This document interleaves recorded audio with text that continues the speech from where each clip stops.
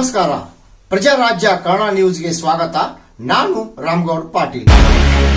ಹಿಡ್ಕಲ್ ಗ್ರಾಮದಲ್ಲಿ ಘಟಪ್ರಭಾ ನದಿಗೆ ಅಡ್ಡಲಾಗಿ ನಿರ್ಮಿಸಿರುವ ಹಿಡ್ಕಲ್ ಡ್ಯಾಂ ನೀರಿನಿಂದ ವಿದ್ಯುತ್ ಉತ್ಪಾದಿಸಲಾಗುತ್ತೆ.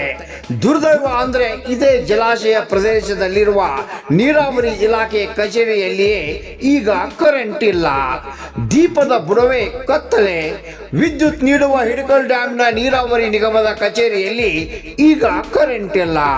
ಹಿಡ್ಕಲ್ ಡ್ಯಾಂ ನೀರಾವರಿ ನಿಗಮದ ಕಚೇರಿಗಳು ಬರೋಬ್ಬರಿ 1.98 ಕೋಟಿ ರೂಪಾಯಿ ವಿದ್ಯುತ್ ಬಿಲ್ ಬಾಕಿ ಉಳಿಸಿಕೊಂಡಿದ್ದಕ್ಕಾಗಿ ಹುಕ್ಕೇರಿ ಗ್ರಾಮೀಣ ವಿದ್ಯುತ್ ಸಹಕಾರಿ ಸಂಘವು ವಿದ್ಯುತ್ ಸಂಪರ್ಕ ಕಡಿತಗೊಳಿಸಿದ್ದು ಅಧಿಕಾರಿಗಳು ಕತ್ತಲಲ್ಲಿ ಕಾಲ ಕಳೆಯುವಂತಾಗಿದೆ.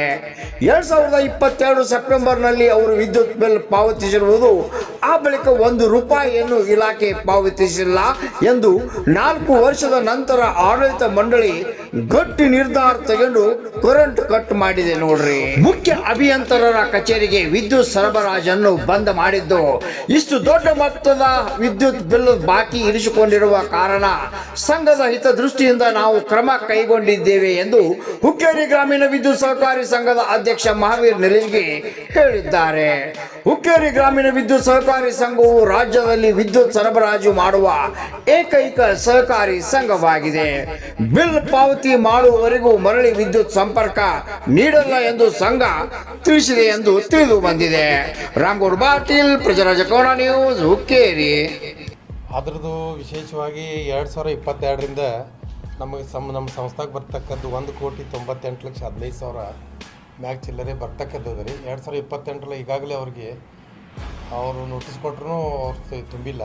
ವಿಶೇಷವಾಗಿ ನಾವು ಯಾವ ಕುಡಿಯುವ ನೀರು ಅಥವಾ ಅಣೆಕಟ್ಟು ಪ್ರದೇಶ ಯಾವ ಡಿಸ್ಕಂಟಿನ್ಯೂ ಕಂಡಕ್ಟ್ ಮಾಡಿಲ್ಲ.